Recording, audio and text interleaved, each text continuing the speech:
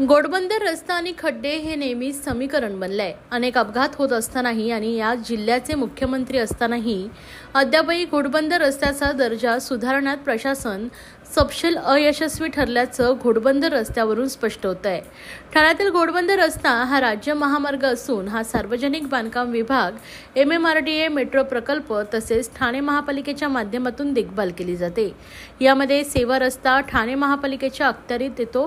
केवळ प्रशासनाच्या निष्काळजीपणामुळे दरवर्षी घोडबंदर रस्त्यावरील दुरावस्थेमुळे ठाणेकरांना वाहतूक कोंडीचा सामना करावा लागत असून घोडबंदरवर पडलेल्या मोठमोठ्या खड्ड्यांमुळेच पावसाळ्यात नाहक बळी जाण्याचं प्रमाण मोठ्या प्रमाणावर वाढण्यास प्रशासन कारणीभूत असल्याचा आरोप मनसेचे स्वप्नील महिंद्रीकर यांनी निवेदनाद्वारे केला आहे।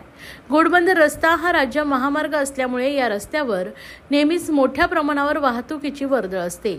याचबरोबर पनवेल, JNPT, नाशिक, अहमदाबाद, राजस्थान येथे जाणाऱ्या अवजड वाहने देखील येथून मोठ्या प्रमाणावर याच महामार्गावरून ये-जा करत असल्यानं येथील रस्ता सुस्थितीत ठेवण्याची जबाबदारी सर्व प्राधिकरणाची असून देखील प्रशासनाच्या निष्काळजीपणामुळे ठाणेकरांना अनेक समस्यांना सामोरं जावं लागतंय।